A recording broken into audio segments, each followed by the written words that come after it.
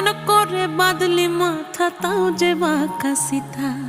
মেদিনীপুরে রায়না চিরন বাঁকুড়ার ওই ফিতা, আর যতন করে বাঁধলি মাথা তাও যে বাঁকা সিথা। পেছ পাড়িয়া রাজ